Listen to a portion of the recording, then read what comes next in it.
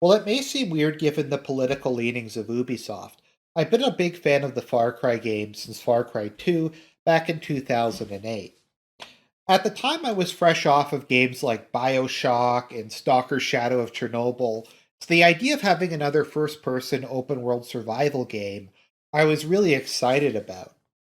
And when I heard the game was going to be set in Africa, that made me even more interested because it's a very unusual setting. You don't see a lot of stuff set there, but the idea of having it during an African civil war, particularly when I was studying some of that in university at the time, really appealed to me. And while Far Cry 2 is the most deeply flawed of the post Far Cry 1 Far Cry games, and has a lot of issues, some of which almost make it unplayable, I did admire the sheer cinematic quality of it, the story it tried to tell, the themes, the environment, even if it was pretty pretentious at times. I did really enjoy it, particularly the gameplay, which I thought was really good. There's few games that make you feel more like a commando going in, taking out checkpoints, just kind of being a special forces guy than the Far Cry and Stalker the series. While they're not realistic per se, they're just realistic enough that you have to be at least somewhat tactical. You can't go in guns blazing in Far Cry, but I generally speaking prefer to use sniper rifles or scoped assault rifles and take people out from a distance. Also, generally speaking, in the games, the targets that you hit, I find generally feel like you're actually doing damage to your enemy. Like it feels like an actual civil war, taking out checkpoints, destroying military bases, fuel depots, that kind of thing. It just feels that bit more realistic than something like Just Cause. And they do make that attempt to provide at least some emotional impact to the games, and I think they do a better job than most other series. And as I said, I just have to appreciate the sheer scope of these games, the variety of gameplay they put in. There's hunting, there's shooting, there's driving, there's stealth, there's going loud, there's treasure hunts. There's just so much to do in the Far Cry games. And they're kind of the ultimate sandbox FPS games. In addition to often having a really solid and enjoyable story. And each one I think really stands out for having a different setting, having different themes, dealing with different issues, and having a variety of gameplay based on the location. I mean, Far Cry 2 is set during an African civil war, Far Cry 3 is set in the South Pacific, Far Cry 4 is set in the Himalayas, Far Cry 5 is in Montana, and Far Cry 6 is on a Caribbean island. So you do have a pretty wide range of different areas to go through, and something I really appreciate. Now, the thing that I think a lot of people bring to mind when they think of Far Cry is the controversies. I find every time a new Far Cry game comes out from Far Cry 2 onwards, Ubisoft tries to play it up that it's this super controversial political game that's a political hit job against conservatives, and it's going to do all this edgy stuff that no one's ever done before. And I find every single time they say that, it's just a massive nothing burger. I don't know if it's bad writing, if it's the fact that they're just trying to play it up for sales, but I haven't really found any of the games to be particularly offensive to me as a Christian or a right winger, or to be particularly like over the top edgy, unless you want to count some of the gore. Like if you want to say it's edgy in Far Cry 6 that they kill a guy by shoving a grenade down his throat, I guess. But beyond that, it's not really anything I think that's that out of the norm. Like Far Cry 2 is an African civil war, and then I think it's an at least somewhat accurate depiction of how an African civil war would work. Basically, the armies are not very well organized. Regardless of which side you're working for, their soldiers will still attack you. And it's just basically everybody shooting everybody in a massive just melee of death and destruction. And conflict diamonds are a big part of it, and malaria is a big part of it. And it's just like, what aspect of this is really controversial, is really making some like deep political commentary? It's supposed to be Liberia or Sierra Leone or something. And as far as I'm concerned, it's just there's nothing really politically objectionable about it. For Far Cry 3, they're like it's a deconstruction of the white savior narrative. And I guess it is. I think more so it's a deconstruction of kind of video game protagonists. So the protagonist in Far Cry 3 does something which I like to call going full avatar, which is when the character joins the local savage tribe and becomes one of them. Kind of a Dances with Wolves, Last Samurai. Obviously, Avatar is the primary reference to that, the James Cameron movie. And there's like this exotic waifu who seems to worship him and has sex with him. And he's like becomes like he's the chosen one. He's this master warrior. He's going on like a binge, just killing everything in his path. And you're the messiah of this tribe. And it's just every like male power game fantasy type thing. And then at the end you can either just leave with your friends and everything winds up okay, or you can go like ultimate LARPy power fantasy and kill your girlfriend and try to become leader of the tribe. And it works out in well, the way you would expect it to work out in real life. Something would go wrong with joining a death call led by insane people with a millenarian perspective. That something could go wrong with that. And in that ending you get stabbed, and that's supposed to be, I guess, controversial. But I thought it was kind of a funny kind of deconstruction of it, and I didn't really see it as something offensive or necessarily shitting on the person who played the game.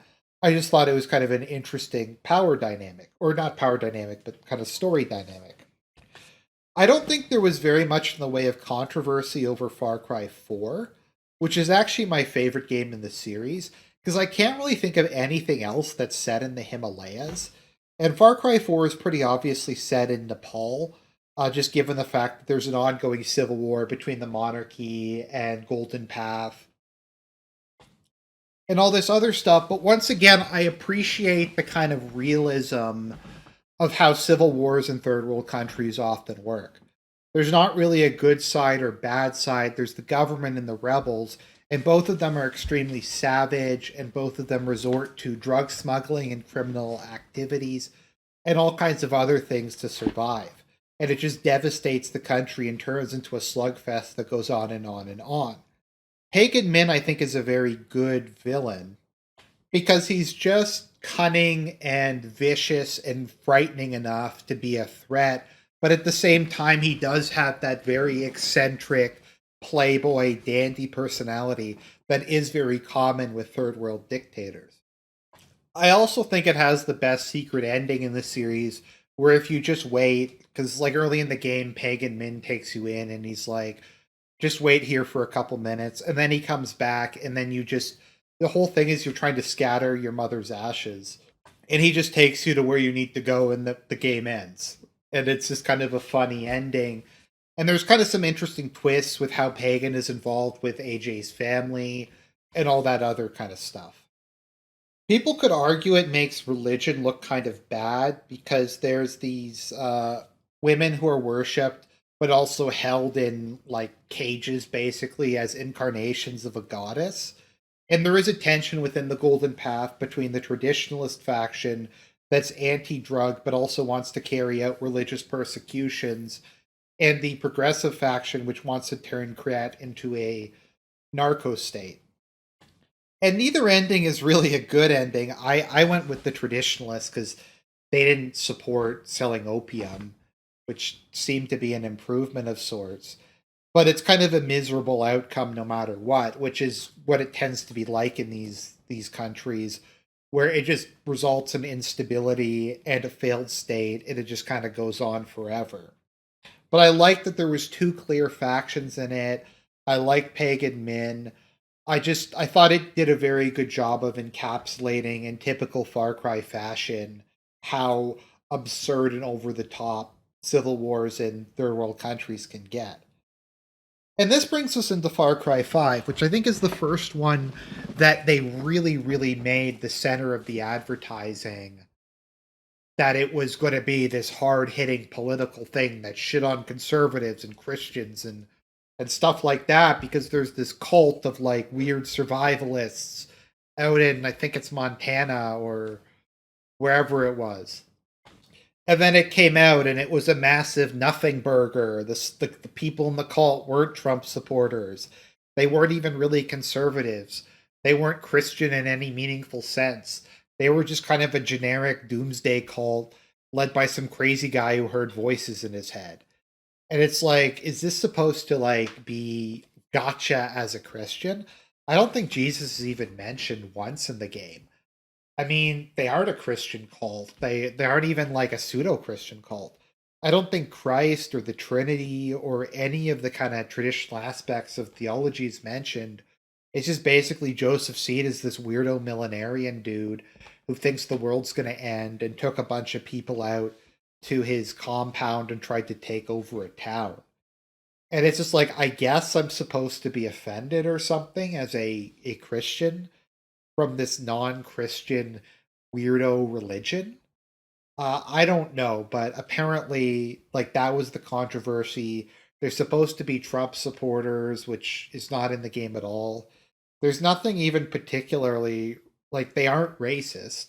I thought they were going to be racist, but there's black members of the cult, from what I can recall. So they're not racist. They don't seem especially socially conservative. They're not really Christian. They're just kind of a generic doomsday cult led by a megalomaniac.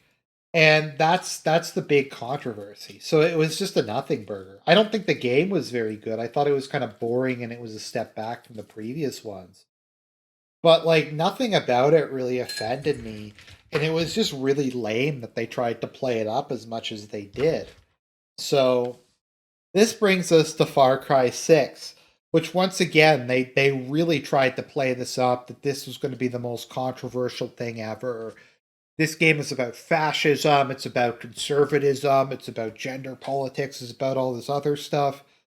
And I started playing it and it was a massive nothing burger. It was like it's barely political in any meaningful sense. Once again, I don't know if it's because the people who wrote this didn't understand the things they were supposedly criticizing or what it was, but the idea this was like some deep seated criticism of nationalist and conservative politicians is just retarded. The regime that we get is just kind of a generic Latin American kleptocracy. It could be a right wing regime, it could be a left wing regime. I mean, this could just as easily be Castro's Cuba as Batista's Cuba, which this is supposedly based upon. And a lot of the military dictatorships like Pinochet's was far less brutal and had far less state control and spying and all that kind of stuff than Yara does in this game. If anything, I got more Venezuelan vibes from this than pretty much anything else.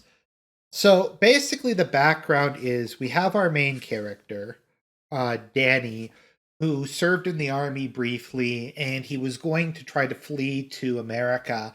And there is an alternate ending, but he decides to stay and fight for Libertad, which is the most generic name for a revolutionary group I think I've ever heard. So our story takes place in a Caribbean island called Yara. So a couple decades previously in 67, President Gabriel Castillo was overthrown by a series of left-wing guerrillas. And then the country, I think, had a civil war, and it eventually became a democracy. And eventually his son, Anton Castillo, became president in a free election and immediately turned the country into a dictatorship. Now, they call it a military regime, but it's more of a presidential dictatorship. So I don't think it says at any point that he took power in a military coup. His platform is they developed an anti-cancer drug called Viviro, which is developed from tobacco. So you have these tobacco fields across Yara that are used to produce tobacco that's mixed with this chemical to make Viviro, which is a cancer drug. And I don't know if the drug works or not. It's implied it does because Anton Castillo has leukemia and it was able to keep him from dying for it for like 14 years or something like that. So apparently it does work. And a couple years into his regime, he starts drafting the poor from the various cities in Yara and sends them to work basically in forced labor camps to produce more tobacco. Now, I don't know if Viviro is actually being sold to America or whatever, but they're mass producing it for reasons, and they're putting people into labor camps for reasons. And if I recall, I think the population's like 17 million, but they have an army of 300,000, which is absurdly large relative to the population. And I don't even know how the guerrillas would be able to fight at all. But apparently, this is a fascist state. Is there a one party who's in power and rules it like a totalitarian government? No. Does it obviously favor Roman Catholicism or some other form of state religion? No. Is it socially conservative in any meaningful sense? No, it allows women to serve in the army and some of the senior commanders are female. Okay, does it have racial policies? Well, given that Anton Castillo is played by Giancarlo Esposito, aka Gus from Breaking Bad, I know I mispronounced his name, how can it be a racist government because it's led by a black dude? So it's not racist, it's not conservative, it's not religious. It's this vaguely nationalistic thing about how we're going to build paradise on earth by selling drugs to foreign countries. And that's what passes for a fascist state. I mean, because there's no left wing countries in Latin America that make money off of drugs. I mean, it's a generic Latin American kleptocracy.